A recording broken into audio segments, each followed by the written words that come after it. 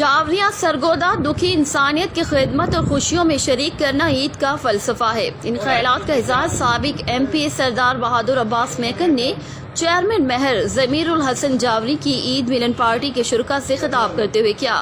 इस मौके पर साबिक वफाकी सेक्रेटरी महर जफर हयात जावरी, महर गुलाम दस्तगीर जावरी, ख्वाजा मोहम्मद मासूम, राजा अकील, हाजी शब्बीर बट, महर मोहम्मद शफी, हाजी मोहम्मद अयूब लुधियाना और आसम पराचा समेत दीगर शुरका शरीक थे। उन्होंने कहा कि इक्तदार में था तो वसाइल का रुख अवाम की जानिब मोड़ दिया था। मेरे अवामी मंसूबे चीख चीख कर मेरी अवामी खदमत की तर्जुमानी कर रहे हैं। जावरिया की तामीर और तरक्की के लिए आइंदा भी अपना हिस्सा डालता रहूंगा। सेवरेज सिस्टम के लिए 10 करोड़ की ग्रांट जारी करवाना जावरिया की अवाम के लिए बेहतरीन तोहफा साबित होगा। रिपोर्ट हाजी जफर अब्बास, ब्यूरो चीफ, जावरिया सरगोदा।